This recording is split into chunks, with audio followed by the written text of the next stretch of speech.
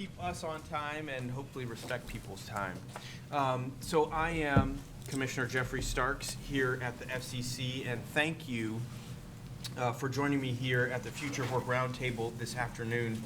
We truly have a remarkable and excellent group of participants here today who are going to be ready to discuss both their unique and shared perspective about this pressing issue. So very thankful that they took their time out of their busy schedules, that you folks here in the audience have taken your time out of your busy schedules, and we do know that there are folks that are watching this via online as well.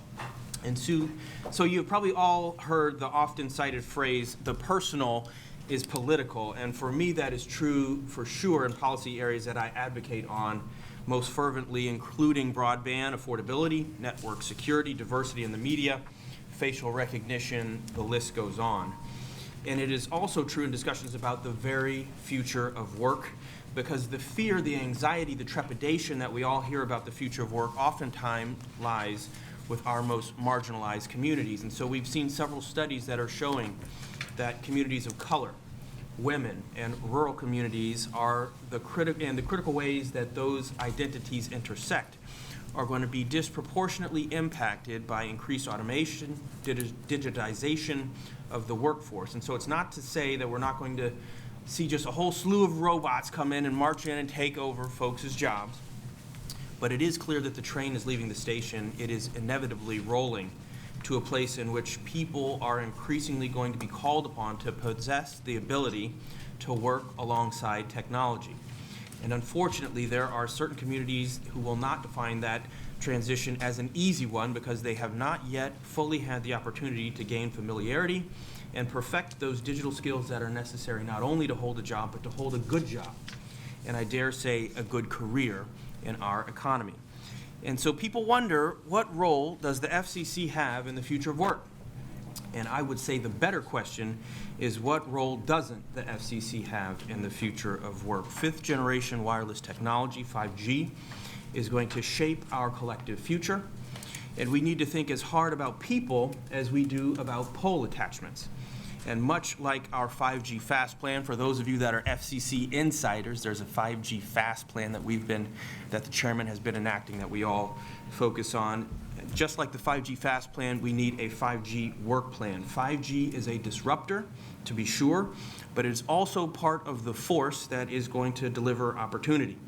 And in particular, I note that the top 10 projected regions for African American net job growth for the years 2017 to 2030 all have or will soon have 5G. Houston, Dallas, Atlanta, Orlando, Charlotte, Fort Worth, Raleigh, Miami, Brooklyn, and Los Angeles. And when we're talking about the future of work, we're talking about digital skills. And it would be misguided of us not to couple that discussion with the important issue of broadband access, broadband adoption. It's no secret that we have a broadband infrastructure issue in this country that is largely impacting our rural communities most acutely. However, we also have broadband adoption problems in this country impacting communities all across the nation, including our most urban centers. The Census Bureau surveys show that 3 times as many households in urban areas remain unconnected as they do in rural areas. We've got to pay attention to that. And in this matter, because we can't expect people to have the ability to work remotely or sustain their own businesses, start their own businesses, or upskill and reskill themselves using online training programs if their barrier to adopting broadband is affordability. We need to help people across this country keep pace with the changing world rather than turning our backs on them. And as much as around here folks do like to think that inside the Beltway we are the real decision makers and we are the folks who keep America running, I of course would beg to differ. The backbone of the country is made up of the farmer in Bakersville, Virginia, the grocer at the Piggly Wiggly in Batesville, Mississippi, the machinist in Detroit, Michigan, the administrative assistant that works in medical clinics in Brooklyn, New York. All of that brings us to today. The future of our economy is dependent upon how we treat our most vulnerable communities, including those most susceptible to job displacement, job disruption. The time is now to bring together a cross-section of stakeholders, academics, local community and civic organizations, nonprofits, corporations, to understand the high rates of job displacement, and build a strategy to help prepare for the future. And I know that this group, this panel here, it got a little swollen, which I hope means we will have robust discussion. I think it's also critically important that there be the cross-pollination of ideas, and also to see the network of truly brilliant people that are focused on this issue. So each of you has been invited here for a specific reason, and brings a unique role, unique insight and perspective on what is certainly a multi-layered issue. And many of you know, a lot of you personally know me, you know I am basking in the win of my Kansas City Chiefs at the Super Bowl. Yes, thank you, thank you. And in that sense, in that theme, let's move the ball down the field here today. This roundtable discussion, our participants will not only conceptualize the problems that we're facing at the intersection of broadband access, our future of work, they will also share what's working, what's not, and what we can do at all levels to ensure that the benefits of a technologically advanced society flow to all members. So let's get started. Thank you again all for joining me here today. I look forward to engaging in the future of work. So we're going to go around the panel room here briefly for an introduction. If the panelists will please introduce yourselves, your name, your title, your organization that you represent, and briefly, if you could tell us your organizational interest in the issues that we're talking about here today would be great. Let's start right here, Clint. Thank you. My name is Clint Odom. I'm the Senior Vice President of Policy and Advocacy for the National Urban League.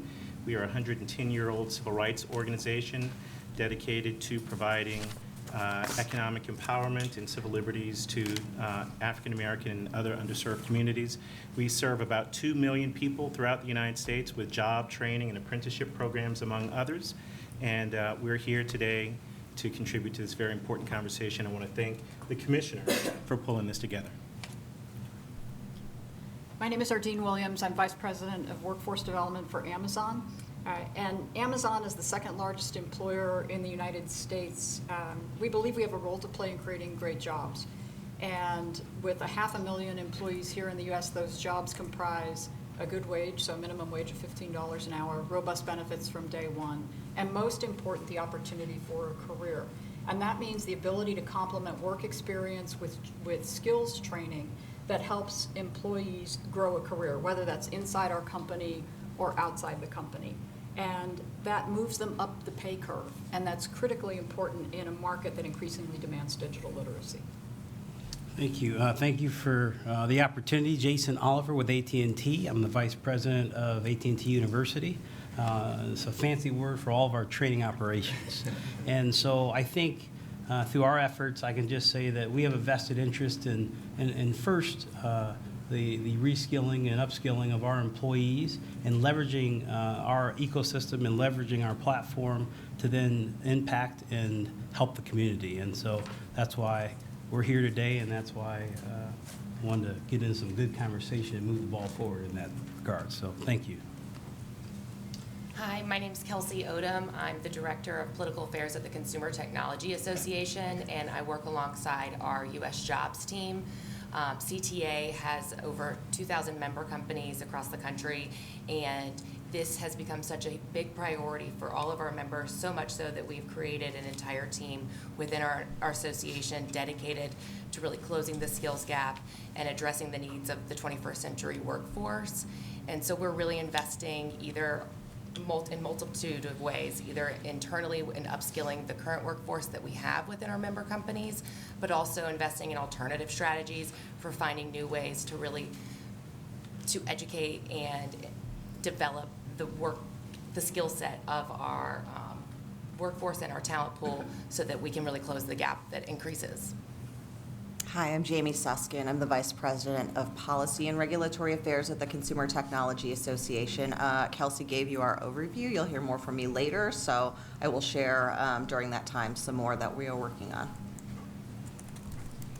My name is Spencer Overton. I'm at the Joint Center for Political and Economic Studies. It's the Black think tank. We were founded in 1970, so this is our 50th anniversary, which we're excited about. We found that conventional future of work discussions a couple of years ago really overlooked race. They focused on, are there going to be more jobs or fewer jobs? Sometimes they dealt with income, but they didn't focus on race. And our work has done that. Some of our work has found that 31% of Latinos and 27% of African Americans are concentrated in just 30 jobs at high risk to automation. And we have some other reports that we will focus on. Certainly, we believe that just as the women in Hidden Figures acquired skills and they were ready when the IBM came in, that that's important, but that it's not just skills. We have to understand where people are in terms of their family and the real human needs that they have in terms of really obtaining pathways to the future economy.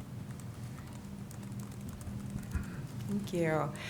Hello, my name is Stephanie Mash-Sykes, and I'm the Executive Director and General Counsel of the African American Mayors Association. We represent over 400 Black mayors throughout the country, and our organization released a report last year on the future of work. Mayors have to be a part of this important conversation.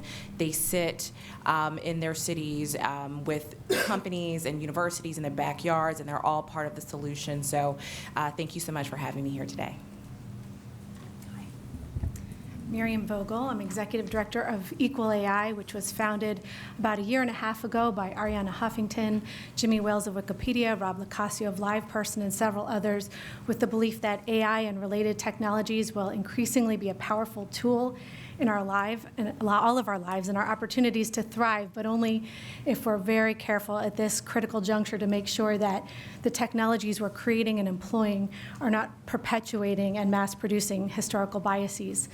We're particularly focused on the future of work because we see it as the best solution for so many of the problems we're about to and are currently encountering, including ensuring that our workforce is properly upskilled and that we have a sufficient workforce to participate and thrive in this AI economy, and also to ensure that those who are most vulnerable are not increasingly left behind in a tech economy. Hi, my name is Mona Morshed, and I'm the CEO of Generation. We are a nonprofit, and what we do is recruit, train, and place learners of all ages in careers. We work now across 13 countries, including the US, and 26 professions. And our learners are anywhere from their 20s, 30s, 40s, and 50s, and all facing very different types of circumstances. And our goal is to very quickly get them into a career and get them into income for both themselves and their dependents. Well, good afternoon. I'm Yolanda Townsend with Opportunity at Work, and our mission is to rewire the labor market, and to do so to increase career opportunities for the millions of adults in the United States who do not have a four-year college degree but are skilled through alternative routes. We refer to them as STARs.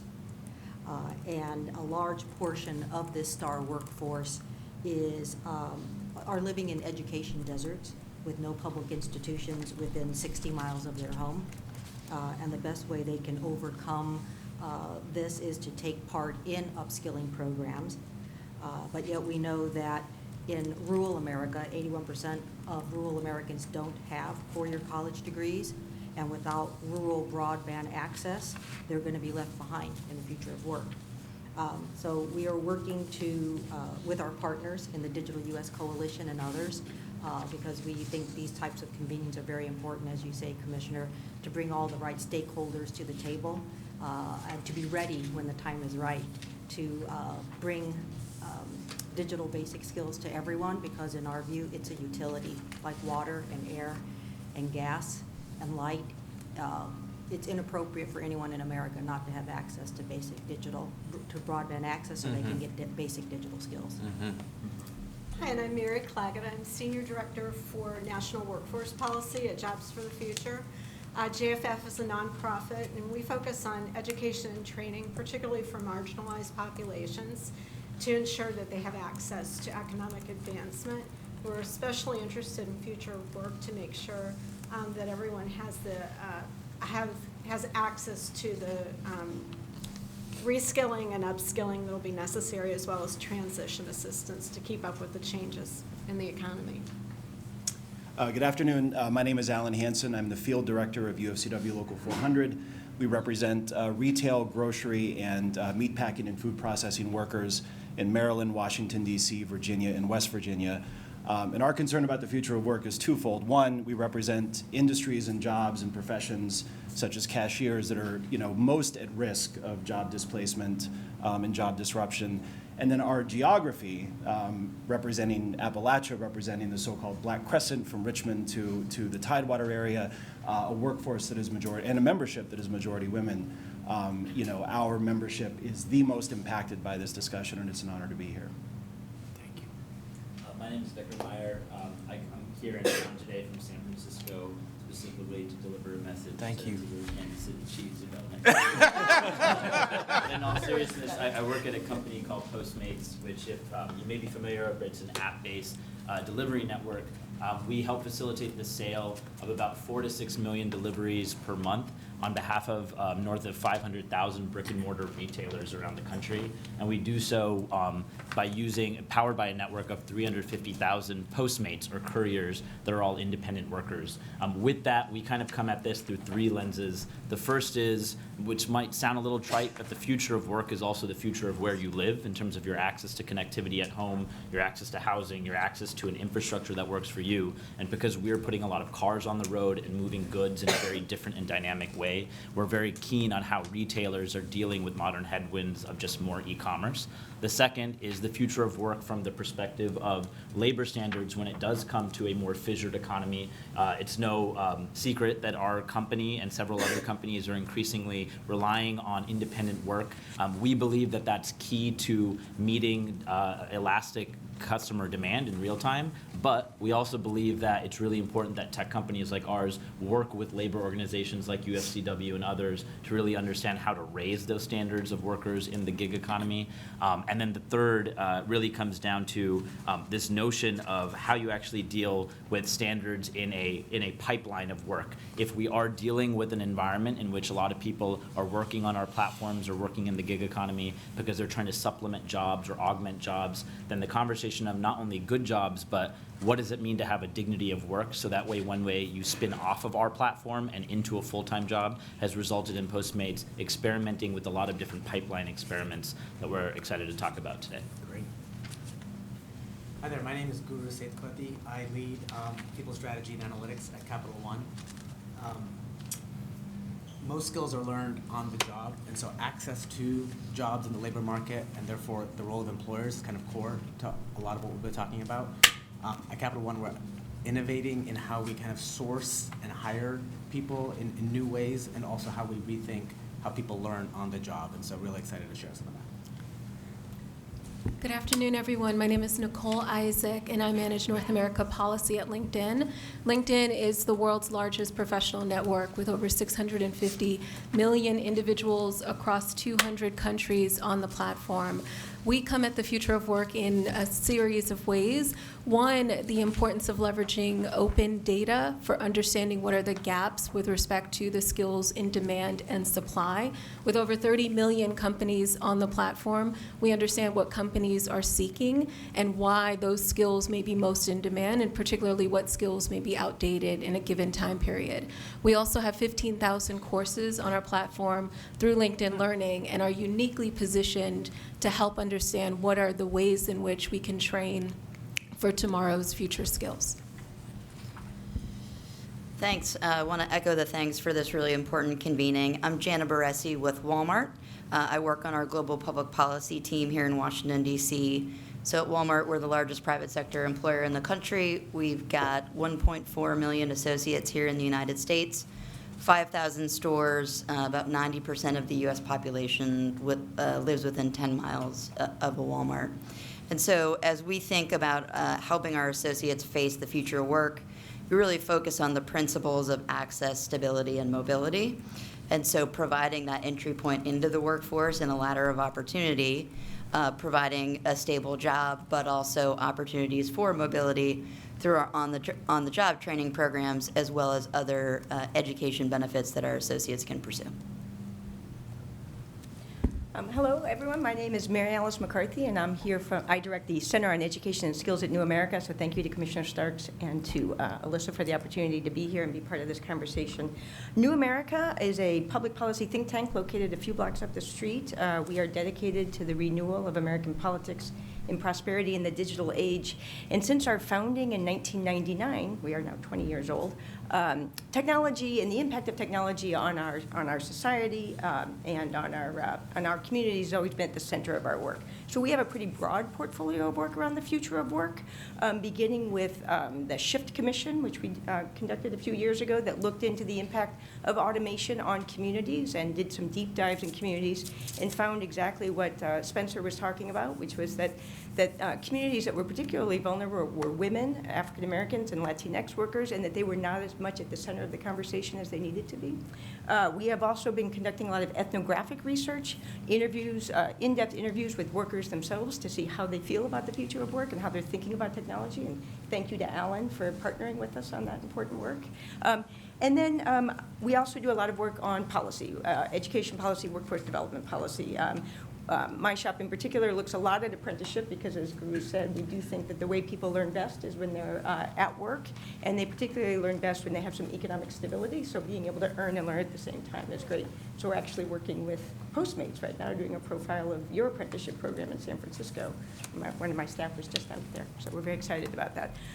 But I do want to just say, too, we do think a lot about education and skills policy and workforce development policy and how to make it meet the future. We also don't think skills alone are the answer, though, and that these systems have to really be part of a larger solution that makes sure that people are not just connected to the internet, but also to trusted institutions that can provide them with good information, good counseling, good coaching, good navigation services. Because it's a wild market out there for skills, and it's not all what it's cracked up to be sometimes. There's a lot of good providers out there. There's a lot of not so good providers. So we think a lot about protecting folks too. So thank you for the chance to be here. Good afternoon, and thank you, Commissioner Starks, for your thought leadership on this, and Elisa and your colleagues for putting this meeting together. My name is Francello Chillo. I am Executive Director of Next Century Cities. We are a coalition of member municipalities that includes cities, counties, and towns across 40 of the United States, stretching all the way from Maine to Hawaii.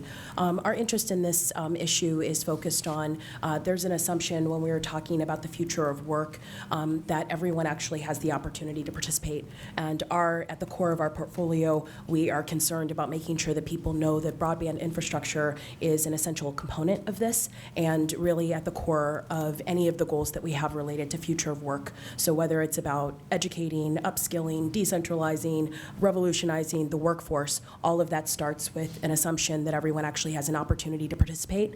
And I always want to make sure to echo Stephanie's comments that local leadership is really at the forefront of dealing with some of these issues, because when future of work issues are coming to their towns, they are the ones worried about how people are going to find alternative solutions to exist and at least keep their populations the same in those towns that are suffering.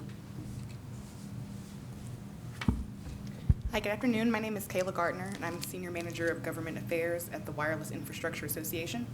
WIA is the principal trade association for the wireless infrastructure industry, and our association largely supports workforce development initiatives within the industry. WIA is the national sponsor of the Telecommunications Industry Registered Apprenticeship Program, also known as TIRAP, and we developed the Telecommunications Education Center, TEC, with a targeted focus on upskilling and reskilling workers in the industry. WIA also serves as subject matter expert to the Department of Labor on advancing HBCU and minority-serving institution consortiums in the post-secondary institution model, with the goal of increasing the number of apprentices created with these diverse institutions and industry partners in mind. Thank you. Hi, everyone. My name is Elisa Valentine. I'm Special Advisor to Commissioner Starks. I work on issues related to future of work, obviously, internet inequality, AI, and really just any issue that impacts marginalized communities. Well, great. We've already gone from prefatory comments to substance already, but a couple more really quickly from me. The first is thank you, of course, to many of the audience members here. This is as a commissioner, if we have an especially dry meeting, there are more people in the audience than we'll have at some FCC open meetings, trust me. For folks who are joining us online, if you have questions, you can submit them via email at futureofwork@fcc.gov. That's futureofwork@fcc.gov. We are hopeful to get to your questions today, but we are looking forward to a further robust discussion, and we'll certainly be engaging with folks going forward. For audience members, we do have a note card way. If you have something that you want to submit, we have somebody who will be coming around. If you have a note card, we'll certainly be able to get to it. My intern, Tyra Carroll, should be able to scoop that up. For everyone here, here's the bit of branding. Please join us, #FutureOfWork. Please be sure to tweet if you hear something impactful.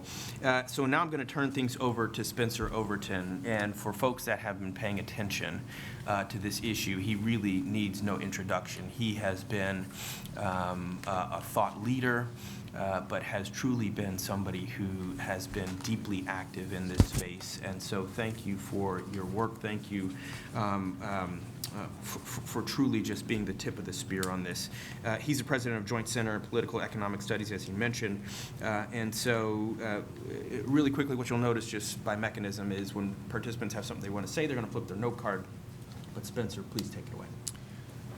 Commissioner Starks, I just really want to start by thanking you for your leadership. You know, we need, as we think about historical disparities and inequities, you know, having someone who is on the forefront of the future and looking forward and how do we make policy decisions to provide opportunity and inclusion in the future is critical, and you have played that role. So thank you so much. This is but one example, an illustration of that, and I just want to say thank you for your leadership. Please continue it. We certainly need it. So thank you so much. Thank you. Appreciate it.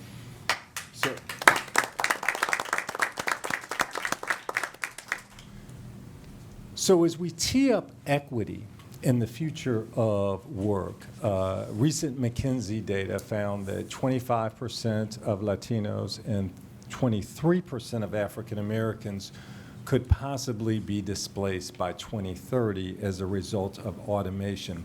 Now, when we look at African Americans, there's an overlap. If we look at the 10 most popular jobs for African Americans, 6 of those jobs are also on another top 10 list. That top 10 list is the list of jobs that will displace the most workers, right? So folks like who are in retail sales or cashiers or food preparation, right? But some of those other jobs that aren't at high risk to automation, right? Nursing assistants, personal care aides, right? Those other popular black jobs, those are low-wage jobs that often have few benefits. So I really put forth this is not just a concern about is somebody going to lose their job or automation, et cetera, displacement, right?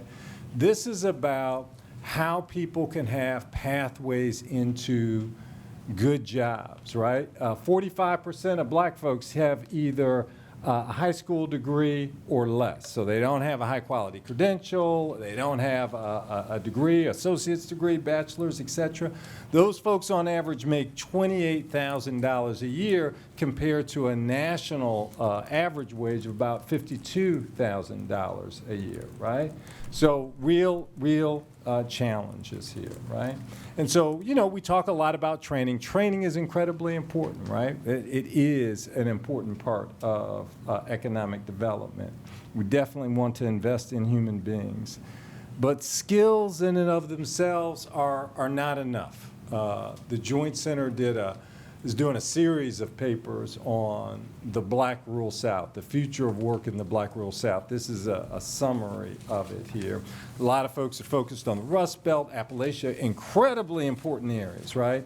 But have ignored this region.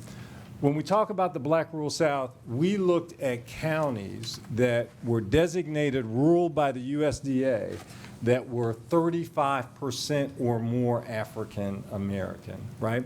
And in these very places, there was an innovation, Commissioner Starks, that happened just 5 years after the ratification of the Constitution, is the cotton gin, new technology, right? So the thought was maybe we won't need enslaved persons anymore because we've got a machine to remove seeds from cotton.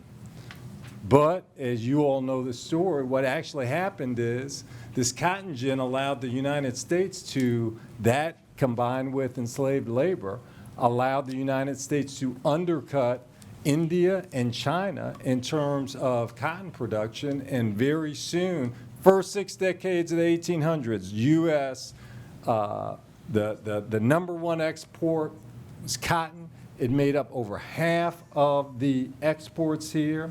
By 1860, we were producing 75% of the world's cotton.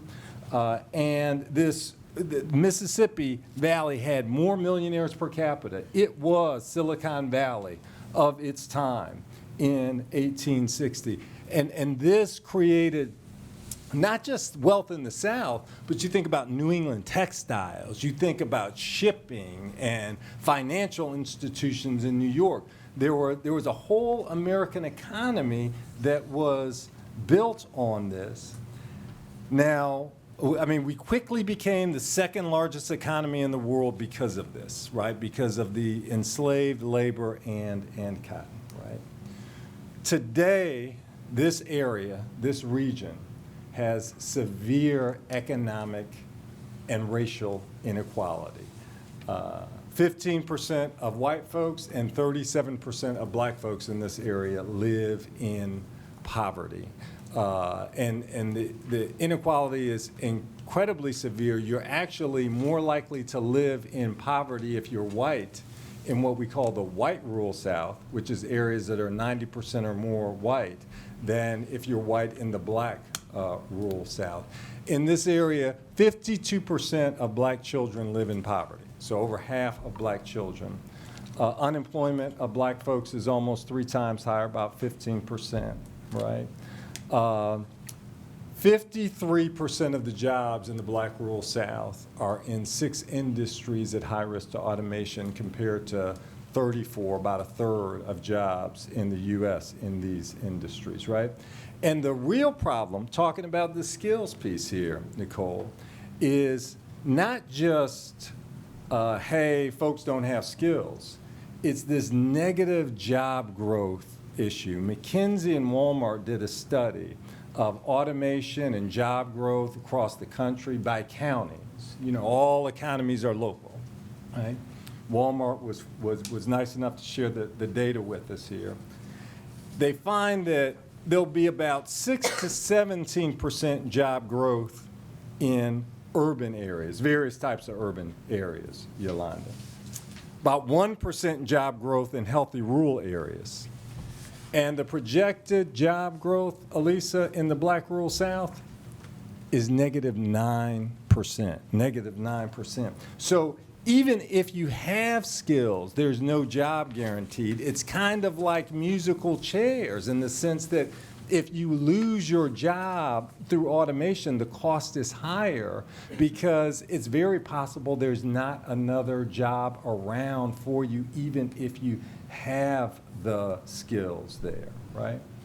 We also, in terms of broadband access here, we found that the black rural South, people were twice as likely as other Americans not to have broadband access. That 28% of whites in the black rural South and 46% of African Americans in the black rural South lack home broadband here. And this adversely affects their ability to have online training, to work remotely. It promotes out-migration. It discourages talent from moving into the area. It prevents entrepreneurs from connecting with Amazon and selling their goods and hiring other people. Contributes to a homework gap in the black rural South. There are a variety of issues that happen here. So the objective of this session is to identify what challenges communities are facing at the intersection of broadband access and the future of work, and what communities are being affected by this issue. I just mentioned one. There are other communities across the United States. So I want to start this off with a discussion question for our esteemed experts here. And the question is about, commonalities. Do demographic commonalities exist between groups that do not have access to broadband and the groups who will be adversely affected by increased dependency on technology in the workforce here? So I tee the question up, and we are going wherever. Who is up? Who's going to take the ball here? Clint Odom from the National Urban League. I'll take it and give my colleagues an opportunity to figure out how to get their placards standing vertically. No small task. The Earth's gravitational force will help today for the next 24 hours. Thank you, first of all, for your scholarship in this area. Until I read your research, I was only aware of one other place that had done this kind of displacement study in a serious way, at the University of Oxford. The data were very dated, and it was, of course, an European study. They had a lot of play and relevance in the United States, but your work is supreme. I also remembered that we are at the 1-year anniversary of our first podcast that we did with you on this very topic, so I would encourage people to check out For the Movement podcast to listen to Spencer's very well-timed call for policy reactions to what's going on here. At the National Urban League, we have taken a tack on the future of work focused principally on apprenticeships. Apprenticeships are useful tools in many regards, the most important of which is it gives you an income stream while you're learning. And since 2016, the National Urban League and our colleagues at MMTC, the Multicultural Media, Telecom, and Internet Council, have worked in a partnership with the Department of Labor under a grant. One of our inaugural partners in that grant is represented here today in the Wireless Infrastructure Association. Please, Kayla, thank President Adelstein for his leadership in this area to really create an apprenticeship and a pre-apprenticeship program that has to date enlisted about 1,000 people distributed throughout the South and other parts of the country. So we believe that this is an important tack to take in the future of work. We have people who are trained in broadband construction, wireless infrastructure construction, HVAC, and a number of other trades that we hope is going to answer the question of the jobs, not only where they at, but where they're going to be. So this has been our particular tack.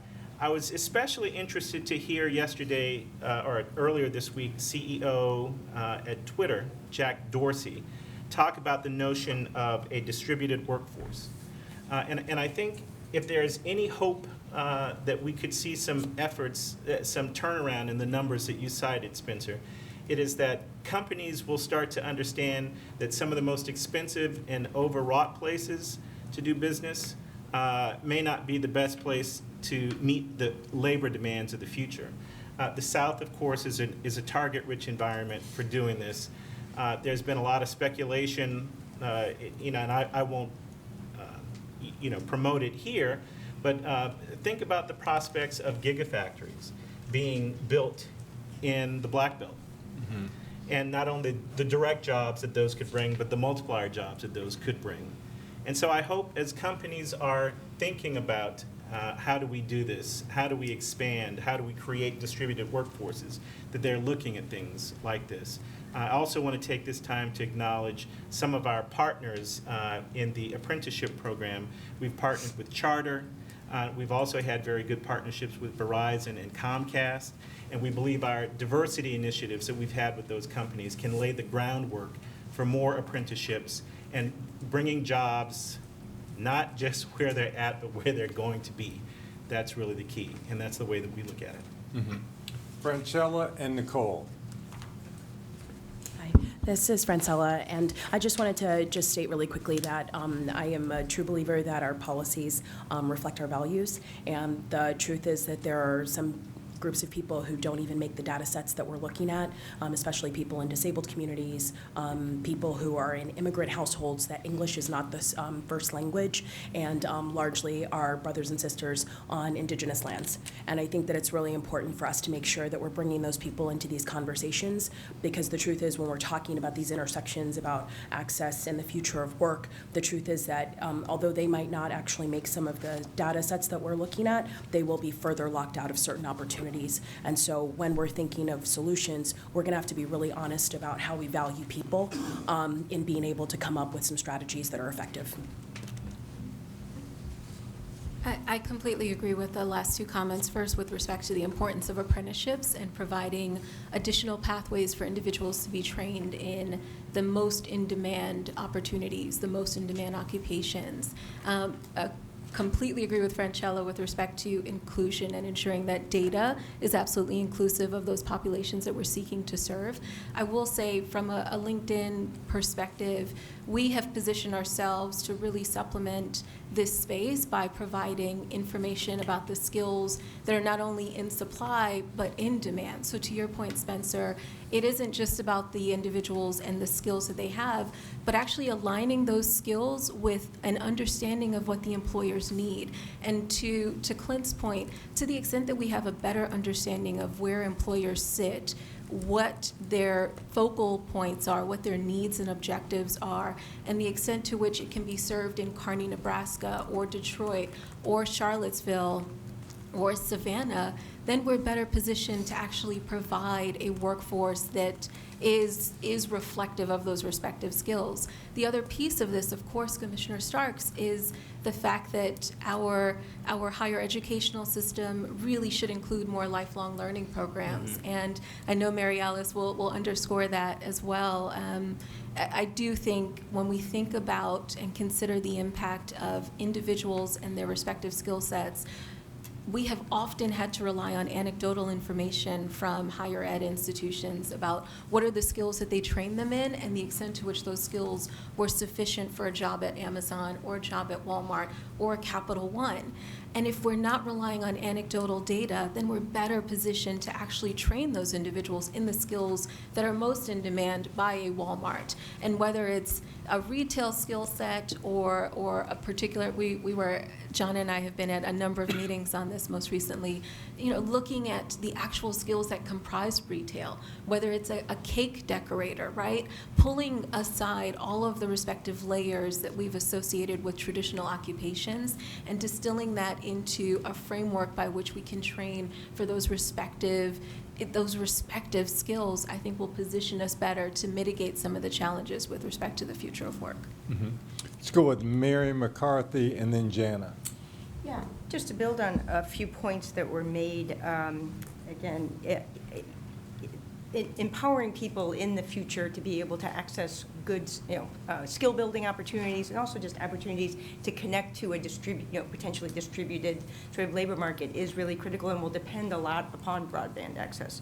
I always tell people, I think, again, skills are going to be incredibly important. We know that education and skills are going to be at the center of the future of work, and people who have more skills and more education are likely to do better, but it is not the only thing. And one of the most robust findings from the workforce development community over the last several decades about what really works is connecting people to good advice, to good navigation services, to good information. There's a lot of emphasis, I think, in the last few years on just sort of making information available, creating dashboards, creating scorecards. But what people really benefit from the most is being able to access a trusted advisor.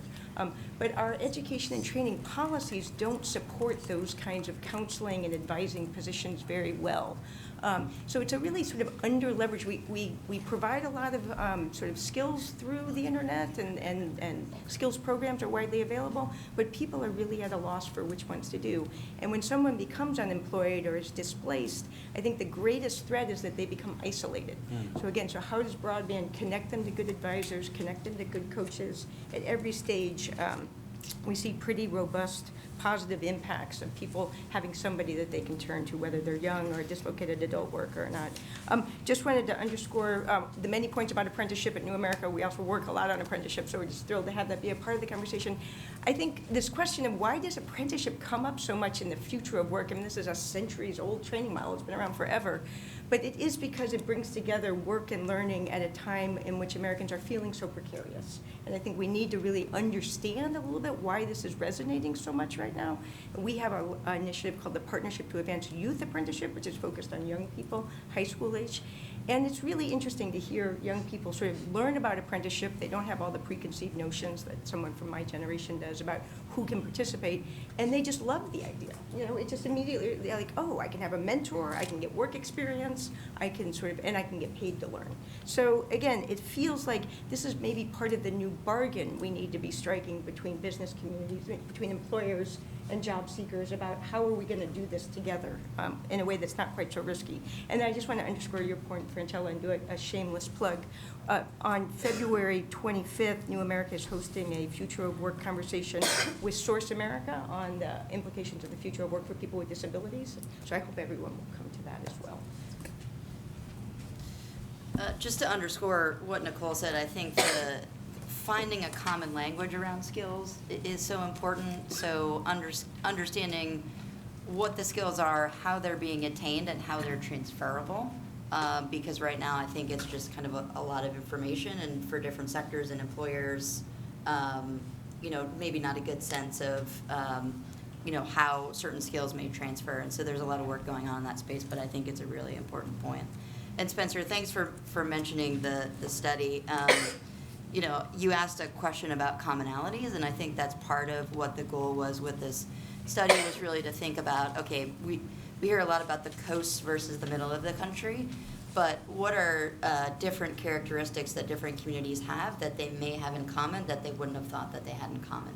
And to really tee up a conversation about those things so different communities can engage and sort of share best practices about what's working for them, understanding that, you know, the exact circumstances may not be the same, but there's some kind of common foundational metrics. And then I would just add, I think, you know, to the point about skills and thinking about, you know, educational opportunities for our associates in particular. I mean, we think about on-the-job training as it relates to the roles and jobs of the future in the retail environment, because we all know retail is changing rapidly, you know, in response to consumer demands. But in the educational benefit program we provide, we're also thinking about what are other in-demand fields.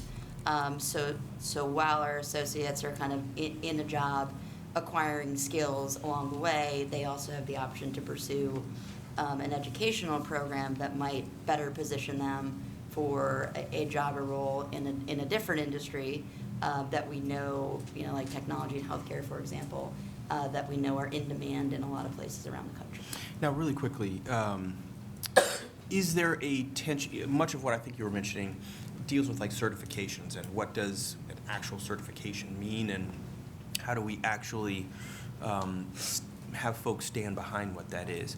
But to also pick up a current that I think that I'm hearing, is there a tension between, and I don't want to disrupt, I know there's a lot of verticality here, which I'm eager to hear from.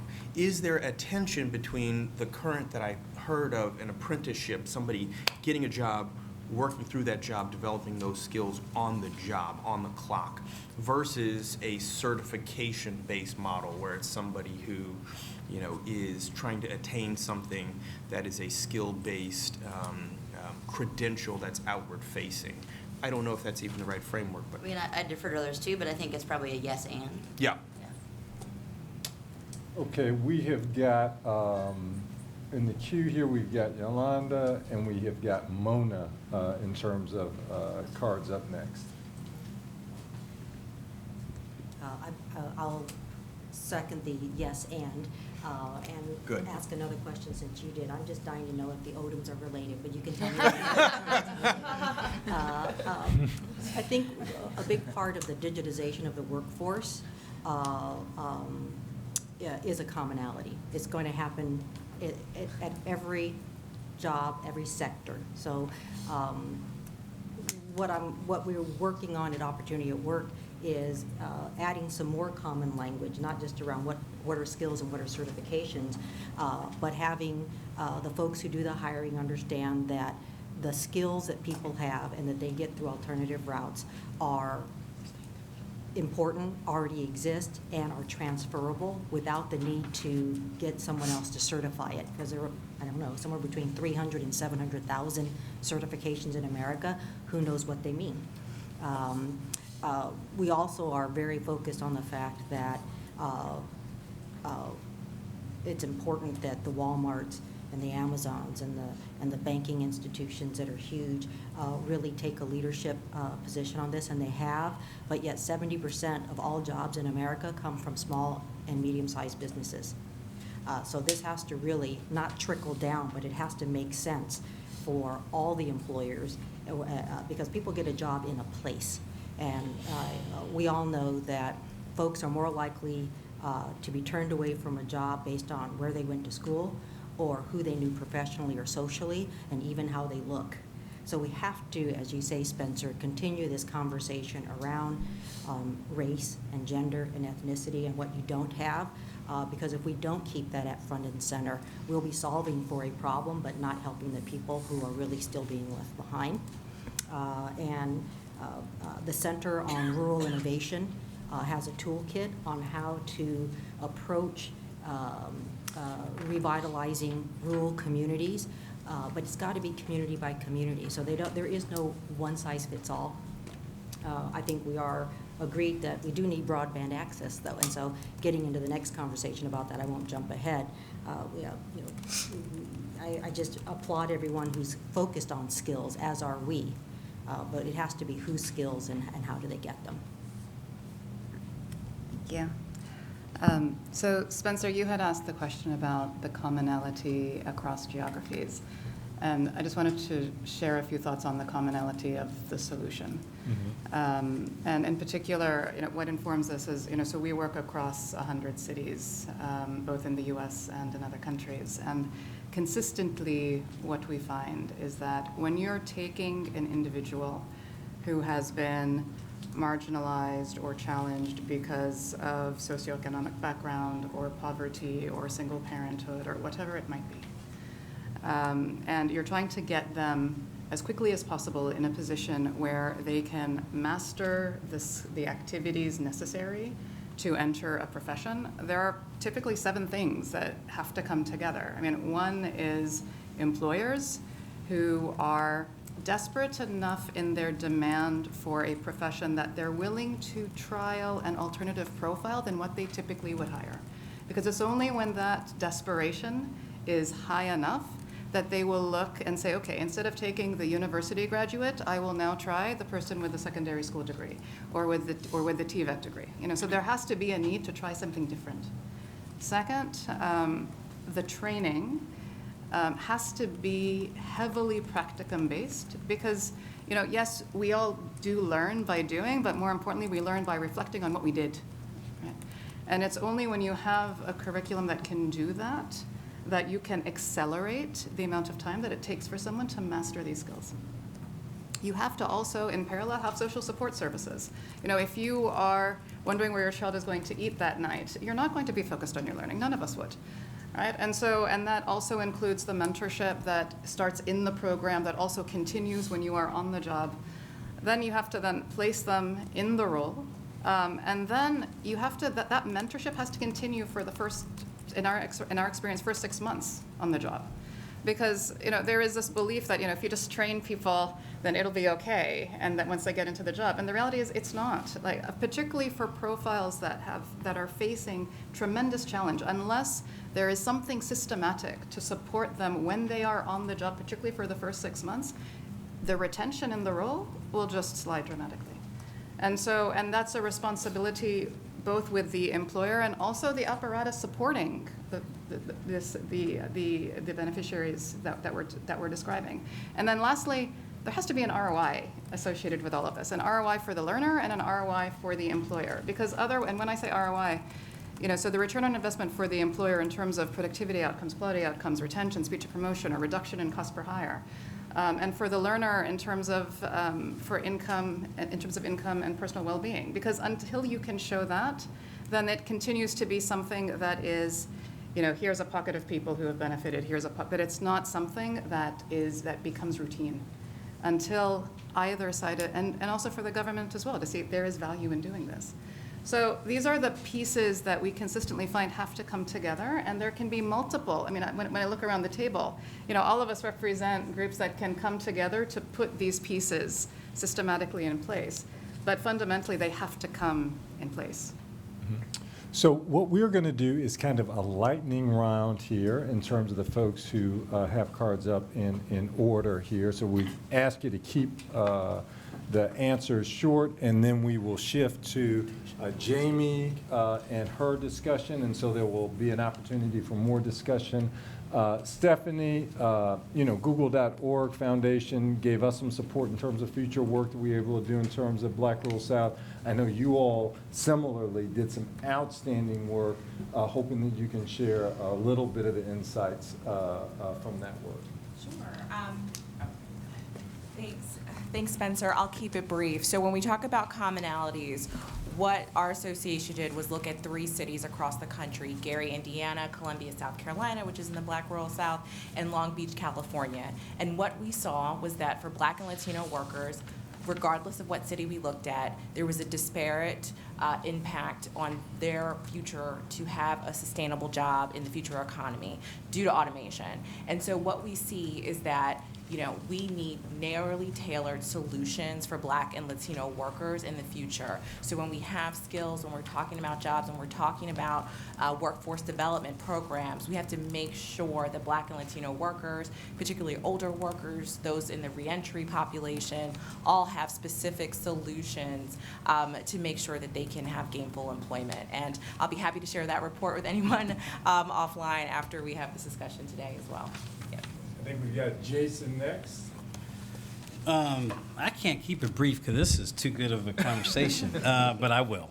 I think I've heard a lot of themes today. I've heard, we're talking about exposure, we're talking about experience, we're talking about readiness, skills. And one of the things I wanted to just reflect on is your comment around commonality and your comment around true definition of skills. Most of us are implying hard skills, but we're not talking about soft skills. And that's where the uniqueness comes in when you relate that to various communities, various circumstances. And so the element, though, is around there are some policy, all elements need to change. Those who have jobs today, leaders who have jobs today, their mindset has to change relative to how they lead, how they develop, how they grow talent. As well as the reality of how we continue to grow the need for existing talent. So that it first starts with the commonality of the fact that we're all in this one together. And we're all behind as far as I'm concerned. And so because the demand versus the speed of the agility in which we need to transpire and move forward is really key. But the key to that is some policy changes. Because you have to become more open. The second is a platform. We need a platform, doesn't have to be common, but we need a platform that enables the learner for us to meet the learner where they are, more importantly, and for them to see their way through this common challenge that we all have. And then to your point, it's not just about the skills, it's about how those skills are applied. And essentially, doesn't matter what skills you have technically, if you can't tell your story, if you can't communicate, if you can't provide insight, that becomes a challenge as well.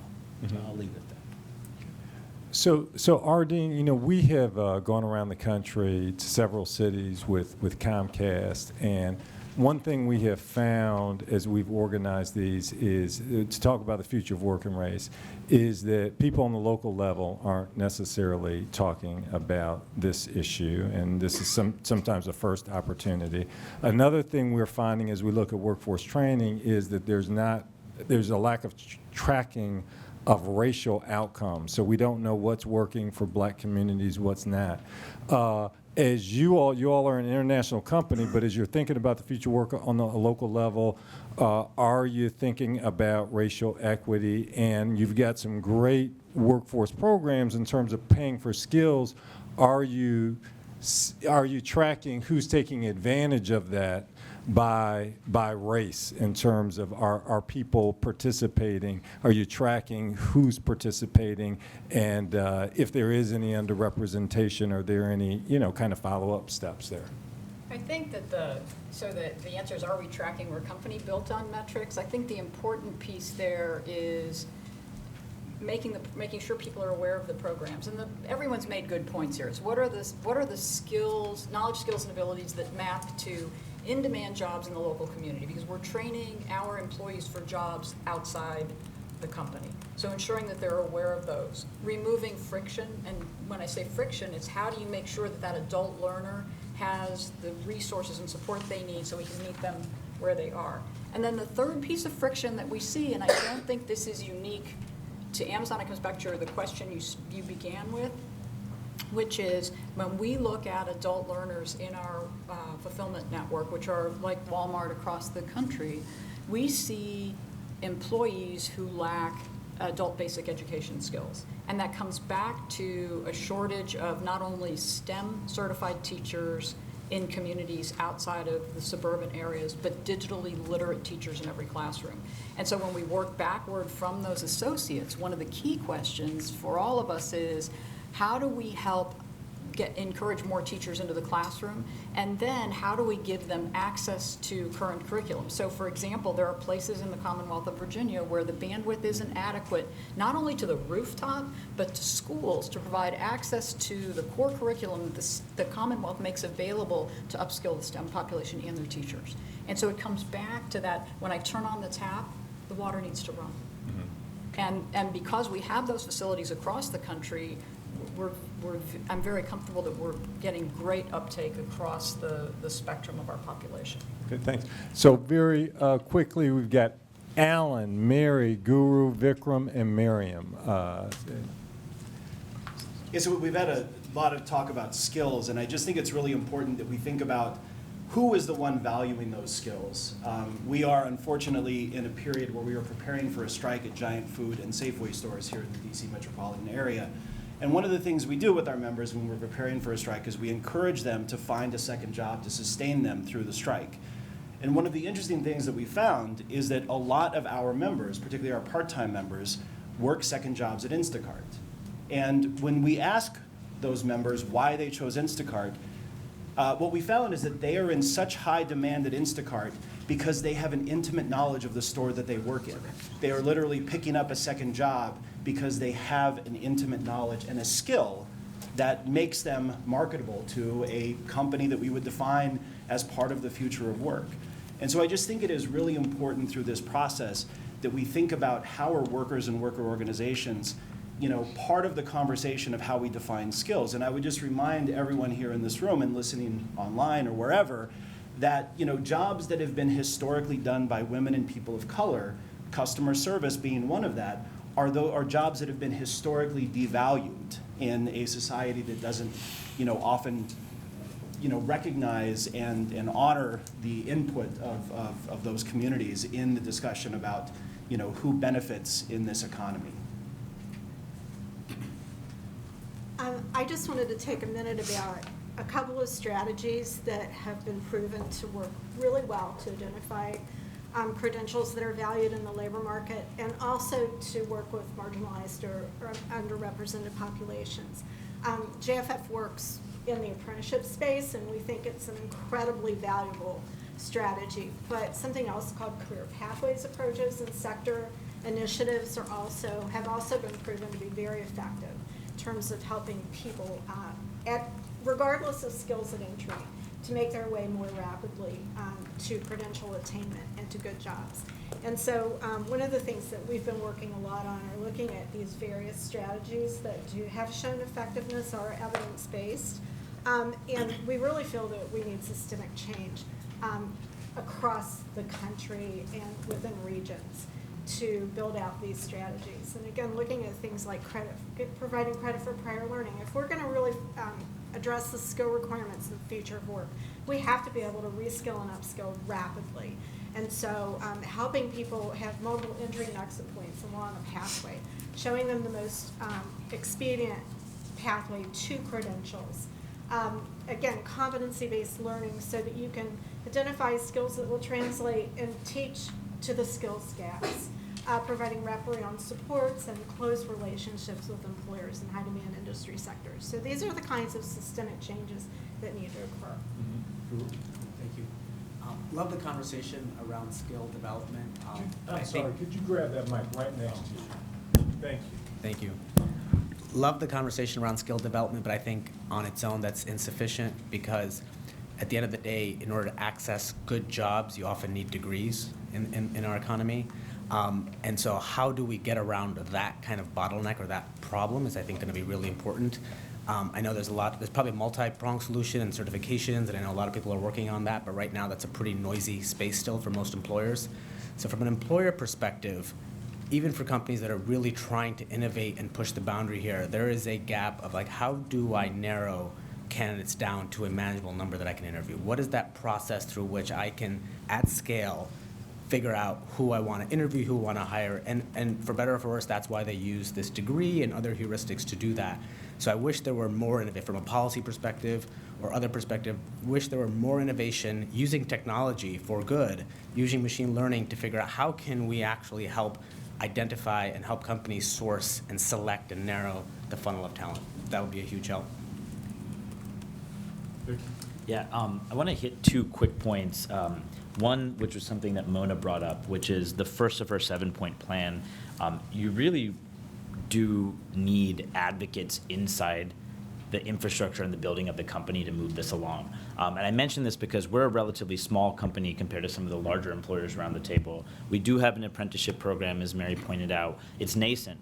But who brought on that apprenticeship program was actually our policy team within the company, not our HR team, at the nudging of a few mayors that we chatted with through the U.S. Conference of Mayors, through local hire programs, and wanting to bring that on board. And I mention this not to poo-poo our HR team for not having the foresight to hire in this way, but when you're a small, fast-growing, but well-known consumer-facing brand, there's this assumption that if you haven't leaned into some of these programs yet, you just haven't done it yet, or if you haven't seen the light of hiring in this fashion, when in fact it's just a product of the fact that you've got pretty, young, busy executives at these companies that are simply trying to build a product, raise money, and make sure that that product scales with product market fit. And I think that something that you mentioned, Mary, and others have spoken to is really, really important. And I hate to be the business guy just saying this, but we need to lift up the incentive conversation, whether that's state-based incentives or federal incentives, for what's really going to encourage companies to lean in here. There's a lot of definition around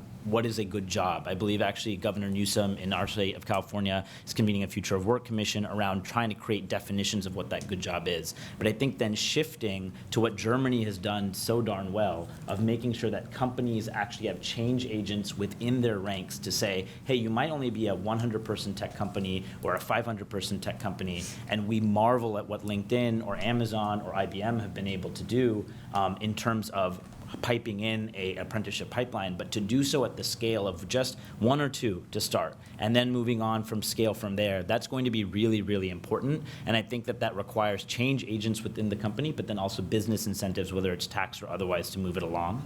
The second is something that Alan spoke to, which is actually talking to the workers. We have 350,000, as I mentioned, on-demand delivery workers. And when we talk to them very regularly about what kind of benefits that they want, we know that 40% of our Postmates are actually looking for full-time work.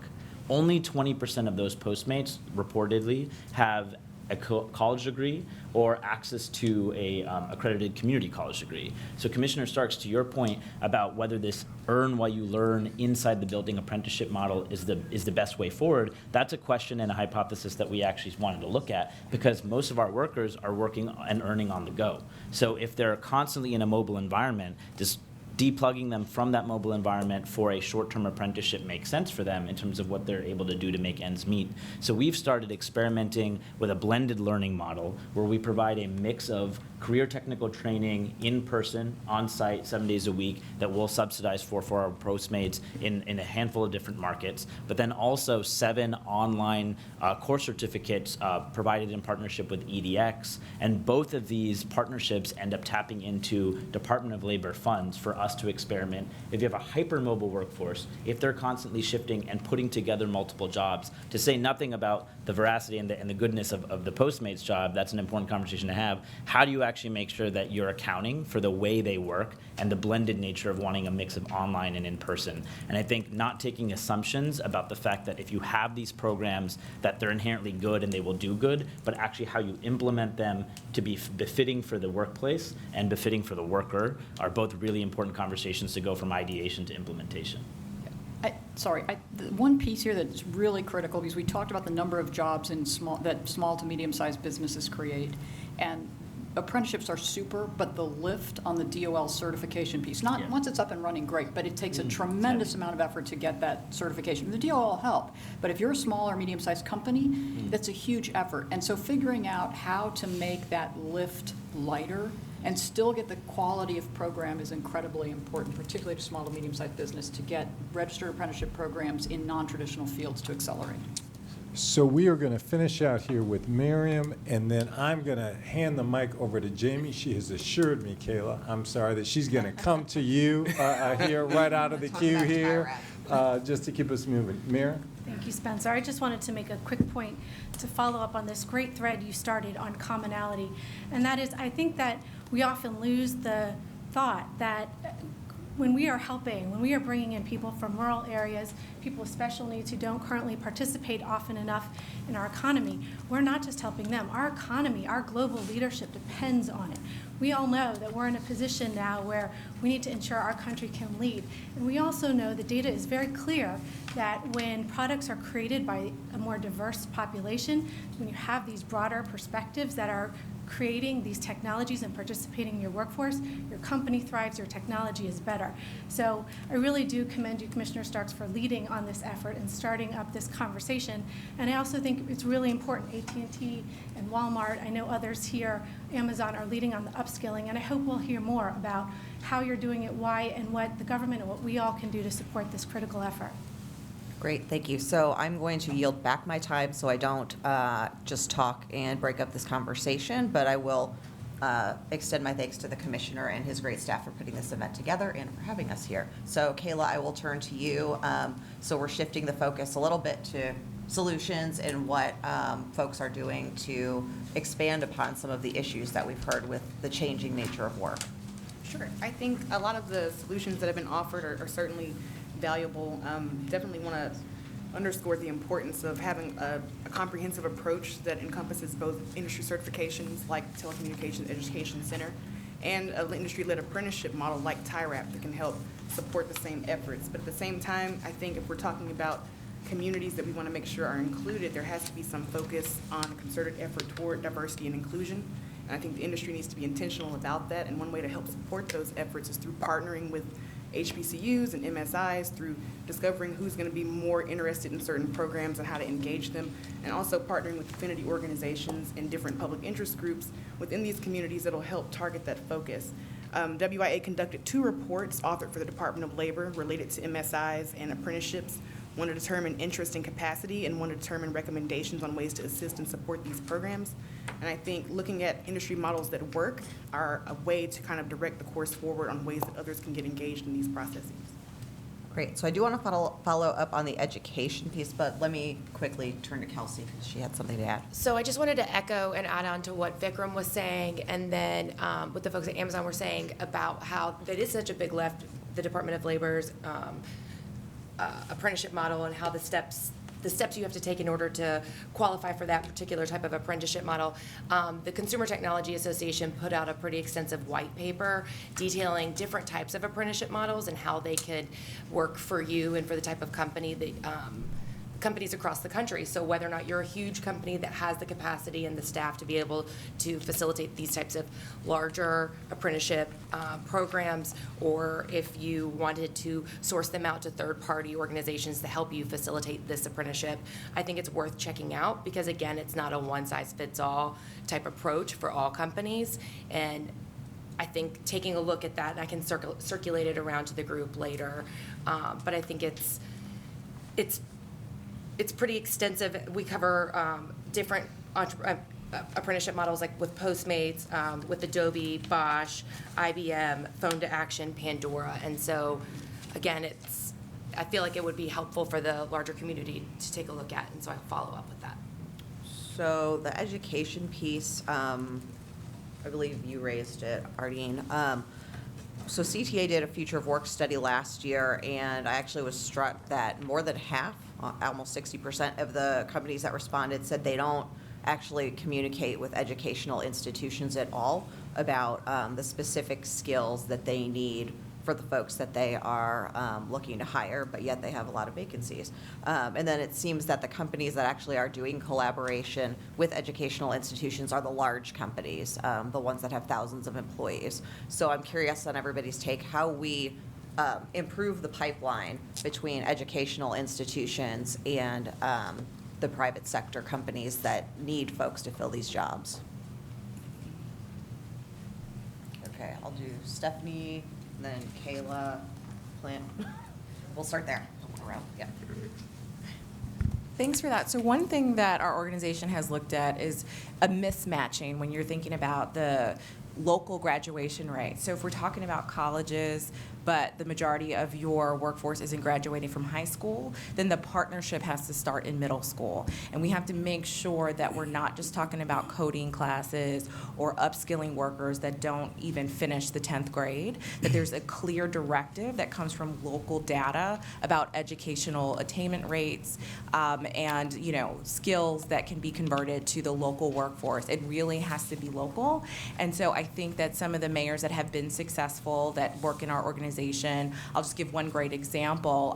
In Augusta, Georgia, there's a state cybersecurity center.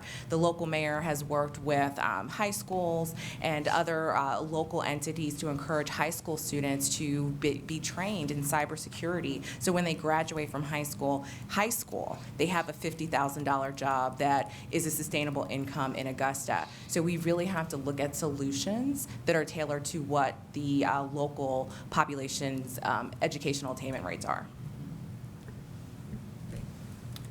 Yeah, I'd say it certainly doesn't take an organization with thousands of employees large. WIA is definitely small but mighty in this space. But I would like to highlight that last year at our annual trade show, the Connectivity Expo, we developed the Minority Serving Institution Apprenticeship Accelerator, and that resulted in 8 HBCUs agreeing to explore apprenticeship program models for their institutions, and 12 industry partners agreeing to support those efforts. So I think as much as we can be intentional and focus our resources, we are able to kind of do a lot in engaging thoughtful leadership with communities that may have pipelines for diverse talent that can come in and represent in this industry. Just to be quick, I can't overemphasize the role of HBCUs and MSIs. This country is approaching a point where people of color represent a majority of the population. If that fact is to mean anything, it should mean that we should be ensuring the participation of our folks in the workforce and these historic gaps between pay, between wealth, between education. If we don't start to address them, they will harm our competitiveness as a country, pure and simple. This is not a matter of feel-good or even equity. It's a matter of economic compulsion. We saw this in different phases of our country's development. In the 1950s, when we had segregated workforces, we didn't have the person power and the brain power to be competitive. And our competitive position in the world suffered as a result. So I would urge all of us, and there are some companies and people who are doing it very well, and I don't want to insult anyone unintentionally by omitting them, but I know that there are companies like Google who are out there who are having direct relationships with HBCUs and MSIs and are starting to develop talent while people are in school and bringing that pipeline from school to the workforce. That's a very important start. There are companies who have the scale and the heft to be able to do this in a more meaningful way in other sorts of jobs and other sorts of sectors. And I would urge all of you to continue doing that. Great. So I have Ardeen, Jason, Yolanda, and then Mary. So on the signaling piece in terms of higher ed and employers, I think the powerful examples that bring everyone to the table are conveners. So if you think about things like organizations like the Greater Washington Partnership here, Career Connect Washington in the other Washington, it's really about bringing together multiple institutions, making sure that your MSIs and HBCUs are included in that, and having employers of all scale have the conversation, because it's frustrating for both sides when they deal one-on-one and it doesn't scale.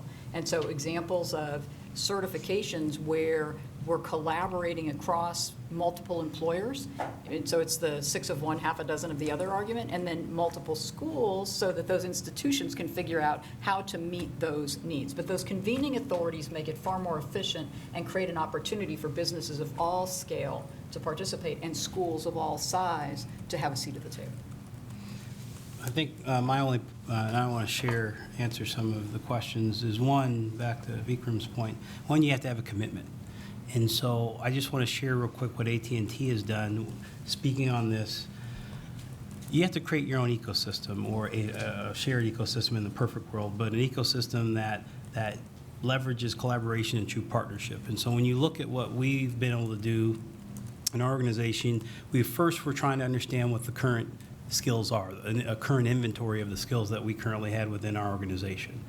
We obviously need to connect with the business unit leaders and the external thought leaders around what does truly the future look like, because most people, our leaders that we partner with, say they understand the future skill demand, but when you go to define it and ask them, they don't know.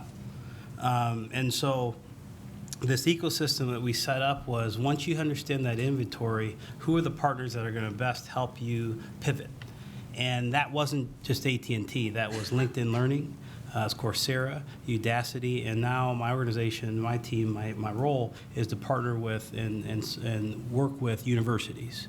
So versus shy away from it, and we partnered with them. So everyone from the Georgia Techs, OUs, Notre Dame, we just signed 2 agreements with Hampton and North Carolina A&T, HBCUs, as well as our first HSI, Hispanic Serving Institution, in University of Texas, El Paso.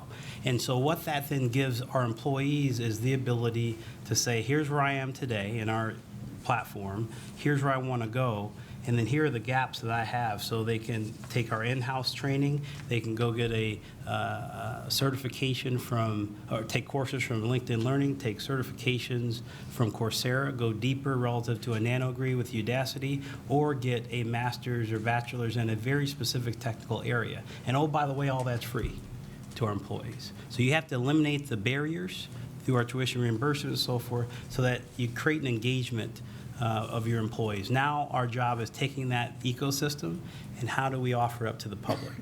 And so we've created an online, AT&T Learn, an online, not as elaborate as what I just described, but an awareness and readiness training that's open to the public, free to the public, and we want to partner to start saying, how can we leverage individuals in this room to create that ecosystem and that platform? Of course, that gets down to access, I get it, but we're in the business of connecting people where they are and where they work and where they live. And I think holistically, when you think about that conversation, that access, those barriers in terms of access will minimize through time. But I think that's where you start, and then how you take that ecosystem and expand it across everyone at this table and leverage. Great. Thank you. Well, thank you. And Clint's going to think I'm picking on him. I want to thank you for really pointing out that in every state, we are on a collision course between the haves and the have-not.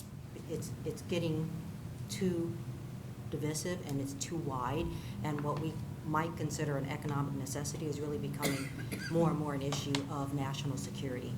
In order for us to have thriving communities, everyone has to participate.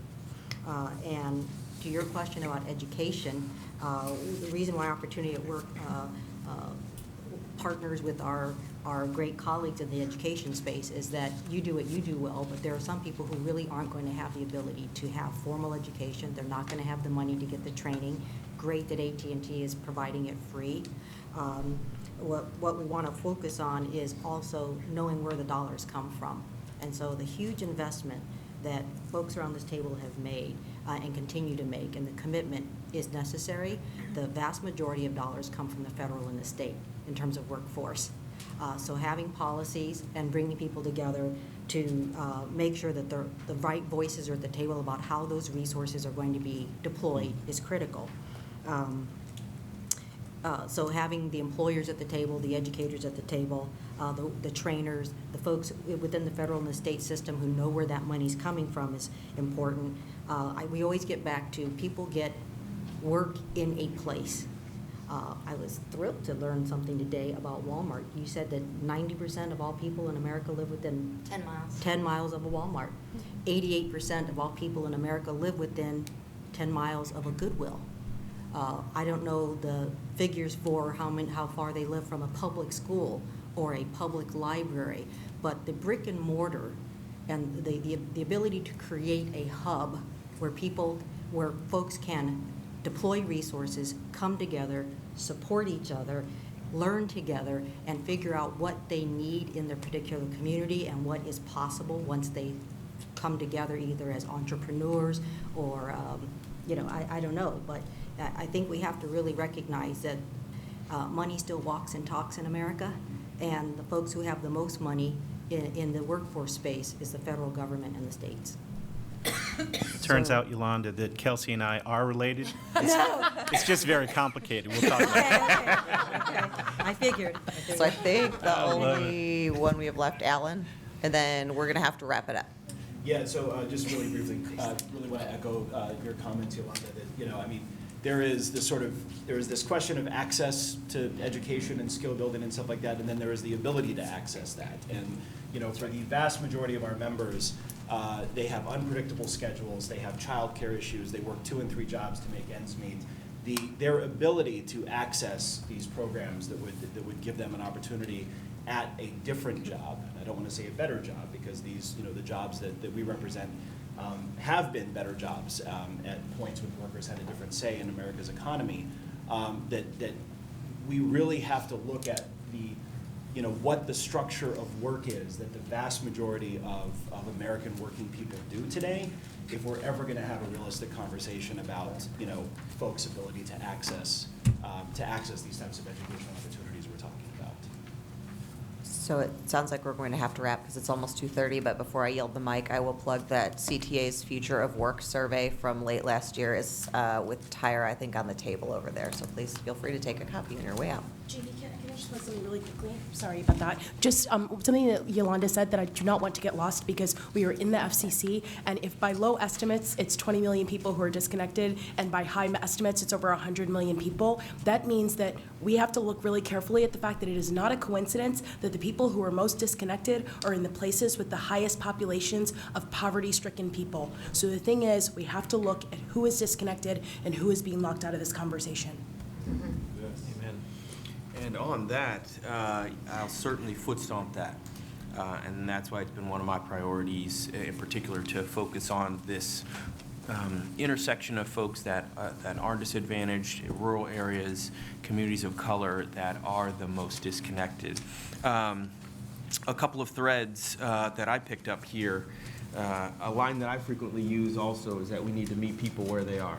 And I think that this problem, more than anything, really does exhibit that, both on the broadband access issue, but also I had the good opportunity. I have visited with a lot of folks around the room, and I know my team has visited with every folks around the room. I had the good opportunity when I was down in Miami to visit a Generation site where they had a cohort of folks that were young men and women who were getting cloud services training and then IT training. And the issue that was mentioned a number of times about making sure that you are clearing the path of ways that folks can say, the variables that make this more complicated for them. And so helping with child services, helping get people that are actually having transportation issues, like a lot of issues that are poverty and low income and low education based. You really do need a suite of wraparound services that are really going to help enable folks to say yes. Last thing I'll say really quickly is, I picked up a little bit of a common thread that, there really seemed to me from a very wide aperture of kind of three tranches of people that we're trying to solve for here. Obviously, there are our most youngest, what we'll call K through 12 learners, where we need to really figure out what is the future of work for young people, right? And what is that future of work going to mean for them? Then we have folks that are adjacent to work. Maybe they're, folks that are in high school, in college, not in college, but are still in that kind of, we'll call it a 16 to 22-year-old cohort where they are already able to come to the workforce. How are we going to solve for folks that are adjacent, proximate to work? And then, of course, there's the issue of, if you are a fully grown person,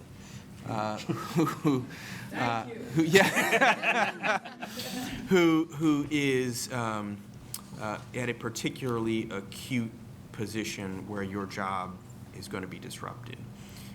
And how do we make sure, and this is what we've all said, this is a holistic problem, but in particular for women, for communities of color, this issue is particularly throbbing that we address it. And so for folks that are going to be the machinists, the cashiers, the fast food workers, the back office women who are going to have their jobs displaced, how do we help folks that are already going to need to continue to participate in our real modern world?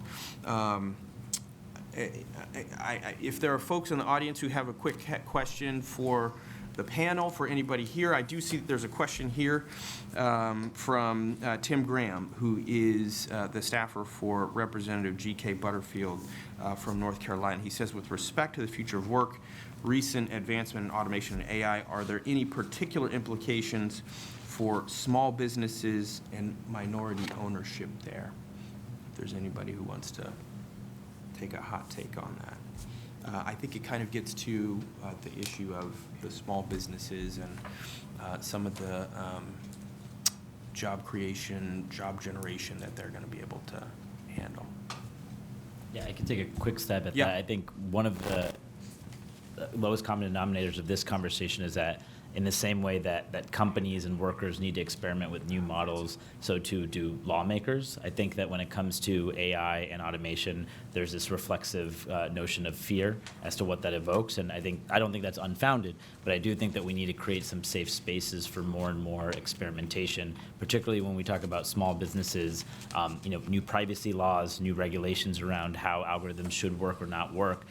They all might come from a good spirit, but if they are ham-handed in their crafting, we might end up undercutting not only innovation, but creating a lot of compliance concerns for smaller businesses to flourish in that way. I think to the extent that Congress, as well as state and local lawmakers, can create those petri dishes of experimentation around it, the more flourishing we may become and the more insights we may have from industry at the front end. Yeah, and the further you get into this dialogue, this discussion, the more you realize what a true microcosm and intersection of so many issues. When you start talking about the future of work, are you talking about the future of education? Are you talking about the future of technology? And so this is just a hyper-pressure chamber, and so much of it is going to be effectuated on having real people, real Americans, be able to get jobs to support themselves, the dignity that comes with work for their families, for their regions, and the commonality of community, and that all these solutions, there's no one-fits-all solution here, and it's going to have to be localized, it's going to have to be community-based. And so I'll be eager as well to hear from folks. All of this is the start of an ongoing dialogue, of course, and there are a lot of folks that are deeply interested, invested, as all of you are, on this future of work, and so will be eager to continue to collaborate. I am interested in some of the policy things, the tax positions. I know I see Senator Warner's staff are here as well. Thank you for being here. I know he's mentioned that as a essential component of future of work. And so there are a lot of ways that Department of Labor I know nothing about. But obviously it seems like it's another critical component that the whole of government is going to have to start to figure out. So with that, I think we are going to gavel out. Thank you so much for everyone coming here. I also have to say a deeply special thanks to my team. My special advisor, Dr. Lisa Valentin. Yes. So, she is a powerful advocate, y'all, and you are going to hear from her for many, many, many years to come. Thank you as well to my intern, Tyra Carroll, who was also integral here. She's at the University of Florida. Yes. And like so many interns, it is hard. We know this is the federal government, to pay interns. And so I'm so glad that she's able to come here from the University of Florida and spend this semester here. She's been doing tremendous work, and this is just something that a lot of us are going to have to continue to think about, how to make sure that young folks have opportunities when there are a whole lot of other issues wrapped up in that as well. So thank you all for coming, and talk soon.